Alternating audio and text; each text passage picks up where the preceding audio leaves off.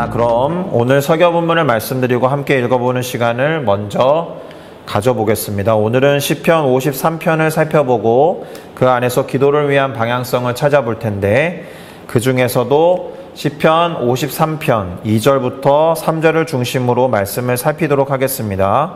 시편 53편 2절에서 3절을 다 같이 읽어보도록 하겠습니다. 하나님이 하늘에서 인생을 굽어 살피사 지각에 있는 자와 하나님을 찾는 자가 있는가 보려 하신즉 각기 물러가 함께 더러운 자가 되고 선을 행하는 자 없으니 한 사람도 없도다. 아멘. 자, 우리는 방금 함께 읽은 이 시편 53편 2절에서 3절을 가지고 지각에 있는 자는 하나님을 찾는다라는 제목으로 시편 53편을 살피고 그 안에서 깨달은 것을 토대로 함께 기도하는 시간을 갖게 될 것입니다. 자, 우선 제목에서 말하는 지각이라는 단어는 영어로도 적어 놓았듯이 understanding이잖아요. understand. 그래서 이해, 하나님에 대한 이해, 그것이 있는 사람이라면 누구든 사실 하나님을 찾을 수밖에 없다라는 뜻이 될 것입니다. 그러니까 관건은 하나님에 대한 지각과 깨달음과 이해가 있느냐가 관건이죠. 하나님에 대한 지각과 인식과 하나님이 계신다라는 이해가 있으면 하나님을 찾을 수밖에 없다라는 거예요. 하나님을 찾지 않는 이유와 원인이 하나님에 대한 인식과 지각이 없기 때문이다라는 뜻이 되는 것도 같은 의미가 되겠습니다. 자, 일단 오늘 시편 53편은 다윗의 맞스길, 인도자를 따라 마할렛에 맞춘 노래라는 표제목을 갖고 있습니다.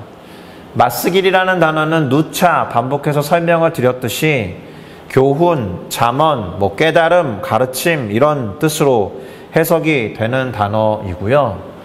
인도자를 따라 마할렛에 맞춘 노래라고 할 때 마할렛은 악기 이름처럼 보입니다.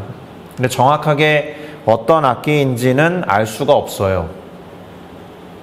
일단 오늘은 그래서 마할랏이라는 단어보다도 다윗의 맞스길, 그러니까 시편 속에 기록되어 있는 또 다른 의미에서의 잠언, 또 다른 의미에서의 가르침과 깨달음에 초점을 두어서 이 시편 53편을 살펴보면 좋을 것 같습니다. 시편이지만 이 안에 잠언적인 요소가 있다라는 말이잖아요. 잠언의 전형적인 특징이 뭐예요? 대조예요, 대조. 어리석은 사람과 지혜로운 사람을 비교해 놓고 지혜로워야 할 것을 가르쳐주고 권면하는 특징이 잠언이 갖고 있는 전형적인 특징이라는 것입니다. 그래서 그런지 이 시편 53편의 시작도 어리석은 자에 대한 기록으로 시작하고 있어요. 오늘 시편 53편 1절을 한번 읽어드리겠습니다. 어리석은 자는 그의 마음에 이르기를 하나님이 없다 하도다. 그들은 부패하며 가증한 악을 행하며 선을 행하는 자가 없도다. 이렇게 기록하면서 시작해요. 어리석은 자에 대해서 이야기를 하니까 뒤에는 지혜로운 자가 나올 것 같죠. 잠언적인 특성을 고려해 본다면. 그런데 지혜로운 자는 나오지는 않아요. 그러나 문맥적으로 어리석은 자와 대조되는 내용이 그 다음에 나오기는 합니다. 일단 어리석은 자는 어떻다라고 되어 있습니까? 하나님이 없다고 생각한다라는 거예요. 그의 마음에는 하나님의 자리도 없고 그의 마음에는 하나님이 계신다라는 신념과 믿음이 없어요. 다른 말로 하면 하나님은 존재하지 않는다라는 신념에 사로잡힌 사람이 어리석은 사람이다라는 거죠. 제가 그런 말을 많이 하는데 불신론자들이 신앙이 없는 사람이 아니에요. 하나님이 계시지 않는다, 무신론자라고 생각하는 사람들은 하나님이 계시지 않는다라는 신앙을 갖고 있는 종교인인 거죠. 그래서 종교의 세계관을 딱 펼쳐놓고 볼 때 무신론자들도 종교자로 봅니다. 왜요? 하나님이 존재하지 않는다라는 신앙을 갖고 있는 사람들이니까. 그러니까 하나님이 존재하지 않는다라는 신앙을 갖고 있는 사람에게는 너무나도 당연하게 악을 행하는 경향성이 나타나겠죠. 왜냐하면 신이라는 개념은 우리에게 윤리적인 삶을 요구할 때가 많이 있으니까. 하나님의 개념에서 봤을 때 옳고 또 선한 일을 하도록 인도하는 존재로 대부분의 신들이 그려져 있기 때문에, 그러니까 신이 존재하지 않는다라는 신앙을 갖고 있는 사람들은 너무나도 당연하게 부패하고 또 악을 행하거나, 심지어 오늘 구절에 보면 가증한 악을 행한다라고까지 해놨어요. 당연히 선을 행하지 않는다. 하나님을 인식하지 않고 하나님이 나를 지켜보고 계신다라는 생각이 없기 때문에 하나님 앞에서 바른 삶을 살려고 하지 않겠죠. 자, 그런데 우리가 조금 생각을 더 깊이 해볼 필요가 있는데, 이 어리석은 자는 하나님이 없다라고 생각하는 사람이다라고 했는데, 이것이 하나님에 대한 인식이 없다는 말과 동일한 의미는 아니에요. 하나님에 대한 인식이 있지만 하나님을 부정하고 하나님이 없다라고 믿는 사람도 있고, 안 보여서 이렇게 생각하는 사람들이 있다라는 겁니다. 그러니까 하나님에 대한 인식이 없다는 말은 그것이 의도적인 것은 아니다라는 의미를 갖고 있기 때문에 반드시 같은 말은 아니다라는 거예요. 몰라서 그럴 수 있다라는 의미가 조금은 포함된 것이 하나님에 대한 인식이 없다라는 말 속에 들어 있습니다. 그러니까 하나님이 아예 없다라고 의도적으로 부정하는 사람과 하나님이 있음을 인식하지 못하고 깨닫지 못하는 사람 사이에 차이가 있다. 이 정도는 구별을 좀 할 필요가 있겠죠. 그러니까 여기서 출발을 하면 이런 비교도 가능합니다.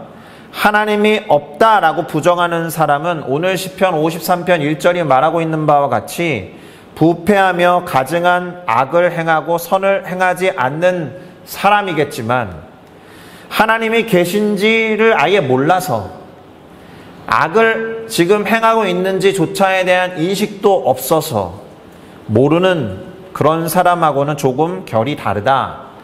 이것을 기억할 필요가 있겠습니다. 그것이 죄라는 것을 알면서 죄를 고의로 범하는 사람과, 그것이 죄라는 인식이 없어서 죄인지 모르고 범하는 사람의 차이라고 보시면 될 것 같습니다. 자, 그런데 오늘 우리가 읽었던 1절의 방점은 무엇이냐? 하나님이 없다라고 하면서 그 존재를 부정하는 사람, 그 사람을 어리석다라고 말하고 있고, 그래서 그런 사람은 부패하기가 쉬우며 악을 행하면 물론이요, 가증한 악을 행하고 당연하게 선한 일을 행하지 않는다라고 기록하고 있다라는 거예요. 그런데 오늘 시편 53편은 그러한 사람들로 충만한 인간 세계를 하나님께서 굽어 살피신다라는 표현을 쓰고 있습니다. 여기에서 일단 굽어 살피신다라는 말은 보살피고 돌보신다라는 의미가 아니라 사람의 마음을 들여다보시고 감찰하시며 평가하신다라는 뜻을 갖고 있어요. 그러니까 하나님의 존재를 의도적으로 부정하는 사람과, 그리고 하나님에 대한 지식과 인식이 없어서 하나님의 존재를 모르는 사람을 하나님은 구분하실 수 있죠. 그들의 마음을 들여다보시고 평가하실 수 있으니까 얘가 내 존재를 의도적으로 부정하는 애구나, 이거랑 얘의 마음에는 나에 대한 인식이 없어서 그냥 아무것도 모르는구나, 이런 사람 사이의 구별을 하나님은 하실 수 있다라는 거예요. 그런데 그렇게 사람의 마음을 들여다보시고 평가하시는 하나님이 누군가를 찾고 있다라는 구절이 그 다음에 이어집니다. 오늘 설교 본문이었기 때문에 이미 읽은 것이지만 시편 53편 2절과 3절을 한 번 더 읽어보도록 하겠습니다. 사람의 마음을 굽어 살피시는 하나님이 누구를 찾고 있느냐? 하나님이 하늘에서 인생을 굽어 살피사 지각에 있는 자와 하나님을 찾는 자가 있는가 보려 하신즉 없었다라는 거죠. 오히려 각기 물러가서 함께 더러운 자가 되고 선을 행하는 자가 없으니 한 사람도 없도다, 이렇게 기록하고 있습니다. 이 구절을 잘 보셔야 되는 게 있습니다. 각기 물러가 함께 더러운 자가 되고라는 구절을 통해서 알 수 있는 게 뭐예요? 물러나기 전에 깨끗한 사람이었다라는 거죠. 하나님에 대한 지각이 있고 하나님을 찾는 인생들이었으나 점점 뒤로 물러가서 하나님을 인정하지 않고 하나님을 부정하는 사람들처럼 함께 더러운 자가 되어서는 선을 행하는 자가 한 사람도 없도다라고 말씀하고 있다라는 거예요. 다시요. 하나님이 누구를 찾는다고요?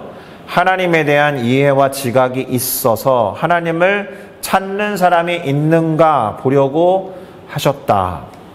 어떤 사람들 속에서 하나님이 없다고 부정하는 사람들, 하나님에 대한 인식과 깨달음이 없는 사람들, 1절이 말하는 바와 같이 어리석은 사람들 중에서 혹시라도 하나님에 대한 인식과 하나님에 대한 지식이 있어서 하나님을 찾는 사람이 혹시라도 있는지 보신다라는 거예요.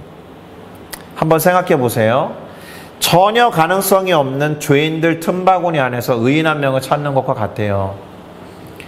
가능성이 거의 없는데 혹시라도 단 1%의 가능성이라도 있다면 한번 도전해 볼까? 한번 찾아볼까? 이런 희망과 소망을 품고 하는 하나님의 행동이다라는 거예요. 이 세상은 지금 경제 논리로 모든 것들이 통용되는 사회잖아요. 경제 논리의 가장 중요한 원칙은 뭐예요? 적은 노력으로 최대한 많은 이익을 남기는 거잖아요. 이 말은 가능성이 최소한 51%는 돼야 도전하는 사회라는 거잖아요. 그런 논리로 볼 때 하나님의 이와 같은 노력, 이와 같은 행동, 사람의 마음을 살펴서 당신에 대한 이해가 있는 사람, 당신을 찾는 사람이 있는지 살피는 이 행동은 경제 논리로는 설명이 안 되는 거예요. 수많은 사람들 중에 혹시라도 있는지 살펴보신다는 거였는데 안타깝게도 그런 사람이 한 명도 없다. 하나님에 대한 인식과 지각이 있어서 하나님을 찾는 사람이 전혀 없다. 두 가지를 말하고 있어요. 하나님에 대한 인식이 없다. 두 번째, 인식이 없으니까 그 하나님을 찾는 사람도 없다. 그러니까 이 시편이 기록된 시대를 향한 하나님 아버지의 안타까움과 슬픔이 묻어나는 기록일 수 있죠. 자, 이 상황을 우리가 살아가는 시대나 우리가 살아가는 세상에 적용할 수도 있어요. 지금은 어떠한가? 지금 수많은 사람들이 존재하는 이 가운데에서 하나님에 대한 인식과 하나님에 대한 지식이 있어서 하나님을 찾는 사람들이 과연 얼마나 되는가? 하나님이 마음을 살피셔서 찾아와서 찾으신다면 과연 몇 명이나 있을까라고도 질문을 던져볼 수 있지만 우리들 자신에게 이 질문을 던져보라라는 거죠. 하나님이 많은 사람들의 마음을 살피러 오셔서 찾는 것처럼 우리가 우리의 오늘 하루를 한번 살펴봐라. 만약에 오늘 하루 동안 단 한순간도 내가 하나님에 대한 인식도 없었고 하나님에 대한 깨달음도 없었고 하나님에 대한 이해가 없어서 하나님을 단 한 번도 찾지 않았다라면 똑같은 상황이다라는 거예요. 오늘 하루만 놓고도 돌아보면 어떠하십니까? 하나님을 얼마나 인식하고 또 그분을 이해하고자 했느냐?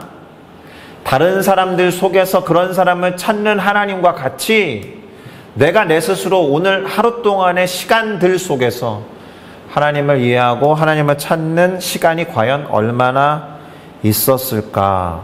혹시라도 하나님을 찾는 순간이라든가 하나님을 인식하는 순간이 단 1초도 없고 단 한 번도 없었다라면 사실은 하나님처럼 슬퍼하고 안타까워해야 하는 거죠. 그렇게 돌아볼 필요가 있다라는 겁니다.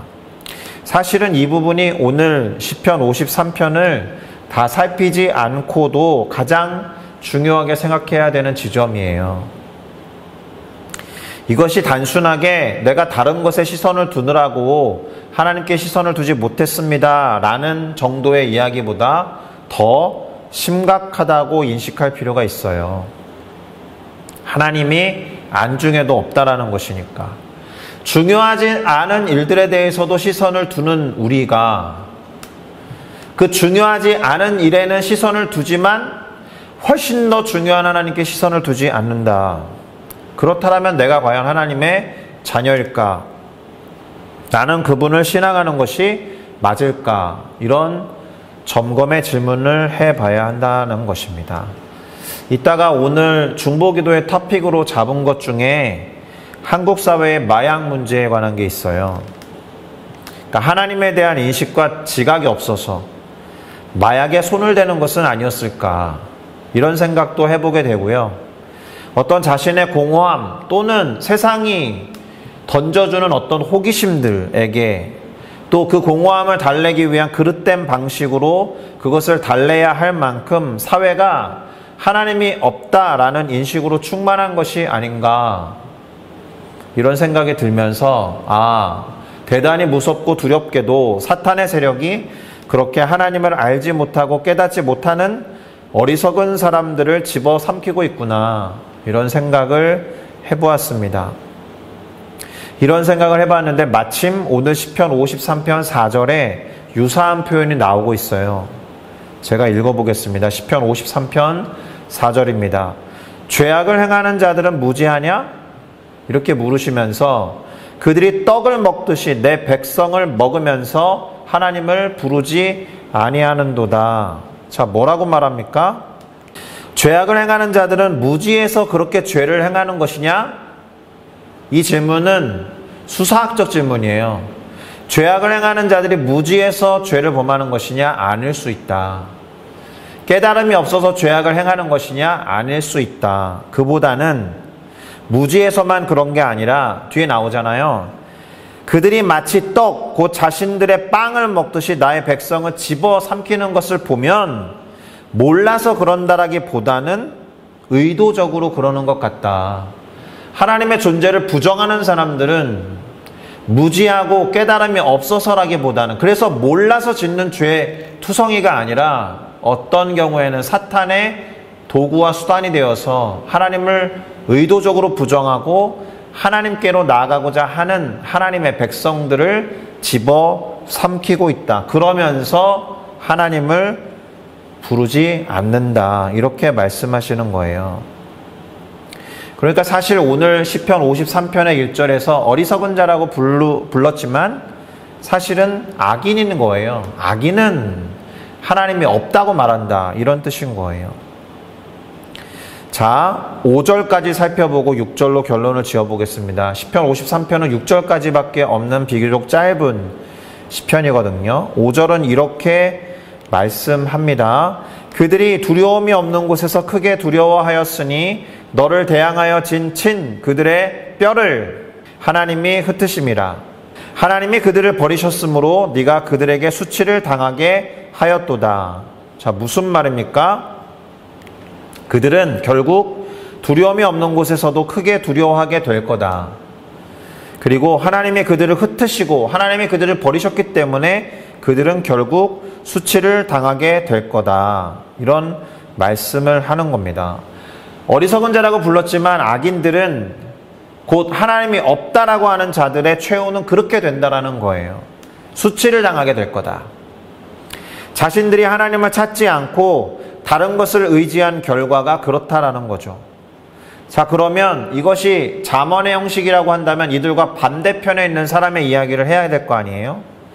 안타깝게도 그것과 반대되는 사람을 하나님이 찾으려고 했는데 하나도 없다라고 했지만, 그래도 6절에 보면 하나님을 찾고 그분을 의지하고자 하는 자들에게 주어지는 결과가 기록되어 있습니다. 6절을 제가 읽어보겠습니다. 시온에서 이스라엘을 구원하여 줄 자가 누구인가? 하나님이 자기 백성의 포로된 것을 돌이키실 때에 야곱이 즐거워하며 이스라엘이 기뻐하리로다. 자, 하나님께서 무엇인가에 사로잡혀서 포로가 되어 있는 당신의 백성을 회복시키신다라는 거예요. 그리고 그 회복을 위한 구원이 어디에서 오느냐? 시온에서 온다라는 거죠. 지금 한국어 성경은 마치 시온에서 구원하여 줄 자가 누구냐라고 했지만 사실은 시온에서부터 구원이 나올 거다라는 말을 하고 있거든요. 영어 성경을 보시면 그렇죠. The salvation of Israel would come out of Zion 이렇게 되어 있으니까. 그래서 구원은 시온에서 나올 것이다. 그런데 시온은 예루살렘의 다른 이름이잖아요. 예루살렘에는 하나님의 임재를 상징하는 성전이 있었다라는 것이니까 조금 더 확장해서 정리를 해보면 하나님의 임재로부터 구원이 나온다라는 뜻이 되는 겁니다. 구원이 하나님의 임재, 다시 말하면 하나님이 여기에 계신다라는 임재뿐만이 아니라 하나님이 존재하신다라는 사실에서 구원이 나온다라는 거예요. 왜 이렇게 명확하게 말을 해야 되느냐? 이 시편 53편의 시작이 뭐였어요? 하나님이 존재하지 않는다라는 부정을 하는 어리석은 사람들의 이야기로 시작했기 때문에 하나님의 구원은 하나님이 존재하신다, 하나님의 임재 안에서 찾을 수밖에 없다라는 거예요. 반대편에서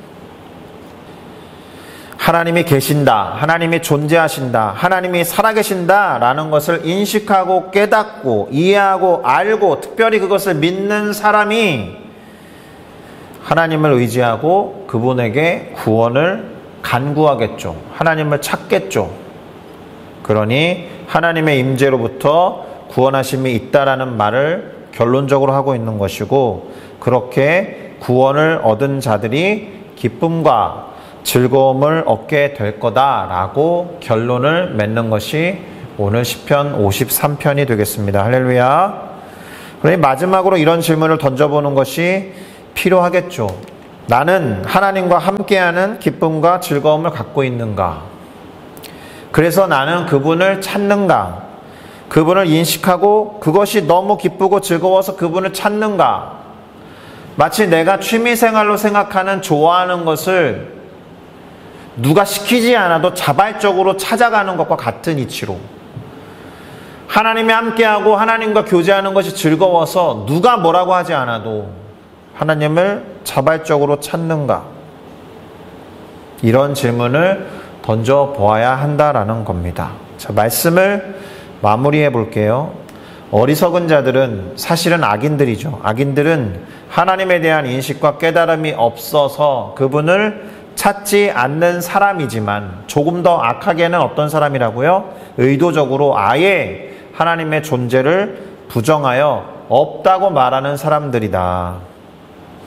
온통 그런 사람들 투성이인 가운데서 하나님은 사람들의 마음을 굽어 살피셔서 혹시라도 당신을 인식하고 당신을 이해하며 당신을 찾는 자가 있는지 살피신다라는 거예요. 안타깝게도 오늘 본문에는 한 명도 없다라고 되어 있죠. 이런 상황에서 마치 베드로처럼 다 예수님을 버리고 도망가도 저는 안 버릴 겁니다라고 당차게 말하는 객기 어린 사람이라도 있었으면 좋겠다라는 생각이 들어요. 하나님, 제가 있지 않습니까? 그렇게 당차게 말할 수 있으면 좋겠는데 그 이전에 그 질문을 어떻게 해보라고요? 오늘 나의 하루 동안 마치 하나님과 상관없는 24시간의 시간으로 가득 차 있는 것 같지만 그 가운데 단 1분 1초라도 하나님을 이해하고 지각하며 하나님을 찾았던 시간이 있을까? 그런 사람들에게는 하나님을 의지하고자 하는 마음, 그래서 어렵고 힘든 상황에서도 그분을 찾고 구원을 갈망하는 마음이 있을 거예요. 1분 1초라도 하나님을 찾는 사람이었다라면. 그래서 그분을 찾고 의지함으로 결국 구원을 얻고 기쁨과 즐거움을 얻게 될 거다라는 것이 오늘 시편 53편의 내용이었습니다. 자, 그러니 오늘 이 시편 53편의 말씀에 근거해서 어떻게 기도하는 게 우선적으로 필요할까요? 첫째는 하나님을 인식하고 하나님을 찾는 이가 되기를 바라는 마음으로 기도해야겠죠. 두 번째는 하나님의 임재로부터 구원이 나온다. 하나님이 존재한다는 사실에서 구원이 시작된다라고 했으니까 하나님의 존재와 임재를 사모하고 그 안에서 구원을 얻고 기쁨과 즐거움을 찾도록 기도해야 할 겁니다. 이 두 가지가 오늘 시편 53편을 통한 기도의 제목이에요. 오늘 그렇게 기도하면서 이 시간을 마무리하면 좋겠습니다. 잠시 기도합니다.